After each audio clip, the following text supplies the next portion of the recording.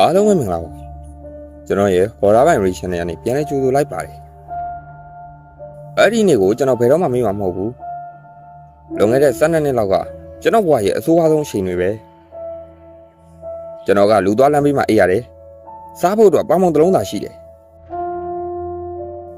တနေ့တော့ကျွန်တော်လမ်းပေါ်မှာပဲအိပ်ပျော်သွားခဲ့တယ်အိမ်မက်ထဲမှာမျက်လုံးတွေအများကြီးပါတယ်တစ်စိကြီးတစ်ကောင်ကိုတွေ့လိုက်ရတယ်လူကကျွန်တော်စီကိုဥတီပြီးလမ်းလျှောက်လာတော့ကျွန်တော်လည်းလန့်ပြီးអော်ခဲ့တယ်ကျွန်တော်လည်းအိယာကနေလန့်လို့လာတော့မနက်အစော2နာရီ3နာရီလောက်ပဲရှိအောင်မယ်ကျွန်တော်မျက်စိရှိမောင်မောင်ထဲမှာလူသိန်းတစ်ယောက်ရက်နေခဲ့တယ်သူ့ရဲ့လက်နဲ့ကျွန်တော်မျက်လုံးတစ်ဝိုက်ကိုလာကင်ခဲ့တယ်ကျွန်တော်လည်းဟဲ့လူဘာလုပ်တာလဲလို့ပြန်អော်ခဲ့တယ်သူ့ပုံစံကဖုန်းတော်ကြီးတစ်ပါးပုံစံနဲ့တူတယ်လက်အုပ်ကိုချီပြီးမင်းမရတဲ့ကဘာကြီးကအထုရောင်မဲတဲ့ကျွန်တော်လည်းဘာမှနားမလည်နိုင်ခဲ့ဘူးဒီနေ့ကုန်ဘာမှမစားတော့အားလဲနေတာနဲ့ပြန်ပြီးအိတ်ခဲ့တယ်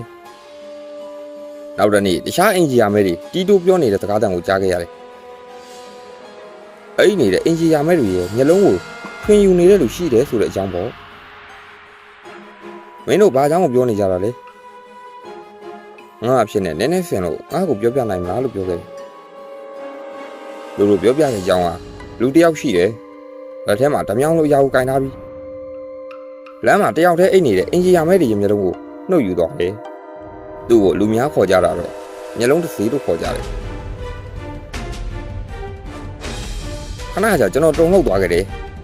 ဘာလို့လဲဆိုတော့သူတို့ပြောတဲ့ပုံစံနဲ့လူပါကျွန်တော်မင်းညကတွေးခဲ့တယ်ဖုန်းတော်ကြီးလိုလူဖြစ်နေတယ်လေ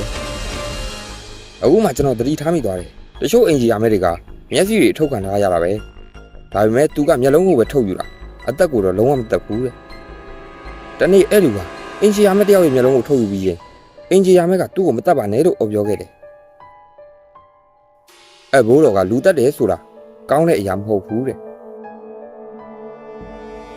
ဒီအကြောင်းကြီးကိုကြားပြီးတော့အဲ့လူကဘာကြီးလဲပေါ့ကျွန်တော်အရန်ကိုကြောက်လန့်နေခဲ့တယ်ကျွန်တော်အဖြစ်တုန်းက3စက္ကန့်လောက်သာနောက်ကျခဲ့ရင်ကျွန်တော်မျက်လုံးတွေမရှိတော့တော့ဘူးဒီလိုနဲ့ကျွန်တော်လဲတခြားအင်ဂျီယာမဲတွေနဲ့စုပြီးအိတ်ဖို့ဆုံးဖြတ်လိုက်တယ်ကျန်တဲ့သူတွေအိတ်သွားပြီမဲ့ကျွန်တော်ကတော့ဘလို့မှအိတ်မပြောခဲ့ဘူးဒီလူသားဘူးညပေါ်လာခဲ့ရင်ရိုက်မယ်လို့တွေးထားတယ်ဒီလိုနဲ့ညတွေအများကြီးကုန်ဆုံးသွားပြီးအဲ့လူရဲ့အရေးအယောင်ကိုတွေးခဲ့ရဘူးတနေ့တော့ကျွန်တော်လည်းအစောအိတ်ပြောသွားခဲ့တယ်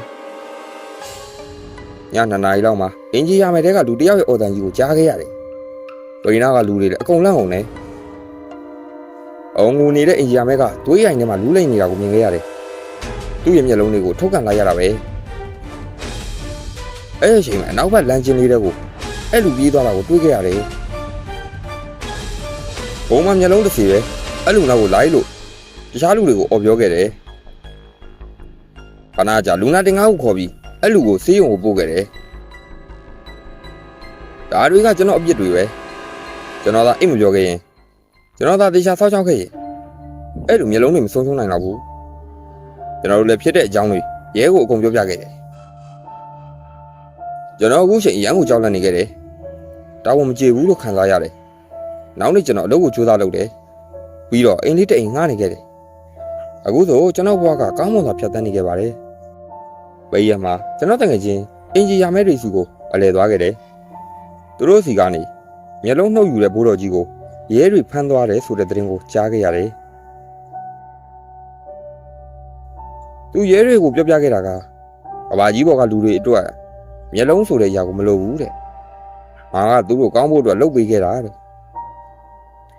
မျက်လုံးသာမရှိတော့ရင်ဘေးကအတန်တွေကိုပို့ပြီးအာရုံခံနိုင်တယ်ပြီးရင်တတိယမျက်လုံးဖြစ်တဲ့ရှာကရာကိုရနိုင်မယ်လို့ပြောတယ်တဲ့အဲ့ဒါကြောင့်သူကမျက်လုံးတွေကိုလိုက်ယူတာတဲ့အဲ့ဒီညကိုကျွန်တော်မှတ်မိသွားတယ်ကျွန်တော်စီကနေသူထွက်သွားတော့သူ့လက်ထဲမှာလွယ်ထားတဲ့အရာကိုပေါ့အဲ့အထဲမှာအလုံးလို့အရာလေးတွေပါတယ်ကျွန်တော်ထင်တာမမှားဘူးဆိုရင်အဲ့ဒါကလူတွေရဲ့မျက်လုံးဖြစ်ဖို့များတယ်အဲ့ကနေပြန်လာပြီးတော့ညာတိုင်းလိုအိမ်မဆိုးတွေဒီအကြောင်းတွေကိုပဲပြန်မှတ်ခဲ့တယ်အဲ့အချိန်ကစပြီးကျွန်တော်မျက်မှန်စတက်ခဲ့တယ်ဒါကတော့ကျွန်တော်ရဲ့အဖြစ်အပျက်ဆိုတစ်ခုပါဒါလန်းလေးကတော့ဒီမှာရင်ပြီးပါပြီ လူကြီးမင်းတို့လည်းညအိမ်ညမှန်တက်အိတ်ကြပါလို့ပြောရင်း